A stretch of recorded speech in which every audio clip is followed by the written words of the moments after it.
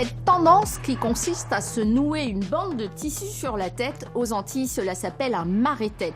Il se porte tout aussi bien avec un jean qu'une robe de soirée. Quand on pense à ce foulard coloré qu'on attache chacune à notre manière, on voit un accessoire de mode qui donne de la personnalité. Mais connaissez-vous l'origine de ce bandeau? Savez-vous qu'il a été créé pendant la période de l'esclavage?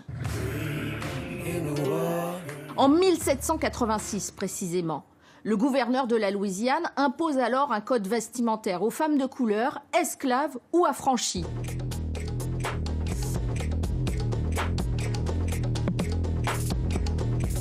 Toutes les colonies de la région adoptent alors cette loi Tignon parce qu'elle a un but clairement affiché, maintenir l'ordre social.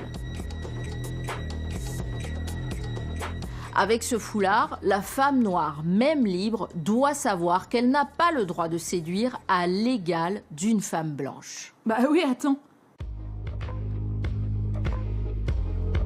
Cette façon d'attacher la tête dans les colonies françaises s'appelait la bamboche ou coiffe pain de sucre, comme l'instrument que les femmes utilisaient pour ramasser le sucre dans les plantations. Donc on rassemble tout, voilà, bien comme il faut. Autrefois, on ne sortait pas la tête nue. Donc on avait toujours un marée-tête, un chapeau, quelque chose pour pouvoir s'affirmer. Et aujourd'hui, on va apprendre à partir de ce qu'il y a de traditionnel. On peut aller plus loin dans le moderne. C'est l'époque qui veut cela. La femme, par convenance, porte un mouchoir de tête. Ce qui est surprenant, c'est la manière dont les femmes noires vont détourner, sublimer cette privation de liberté. Contrairement aux femmes blanches de l'époque, les noirs attachent leur bandeau sur le côté ou vers le haut, jamais sous le menton ou en triangle. Et cette attitude représente déjà une forme d'identité communautaire. Ah, j'adore.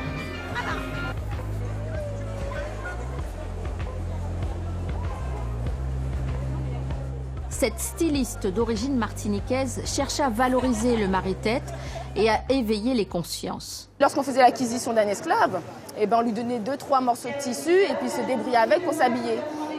À partir de rien, uniquement de son bagage intellectuel et artistique, ils ont réussi à créer toute une nouvelle culture, la culture caribéenne.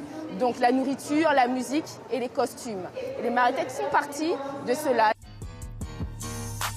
C'est comme ça qu'un simple bout de tissu est devenu le symbole d'une résistance à l'ordre esclavagiste.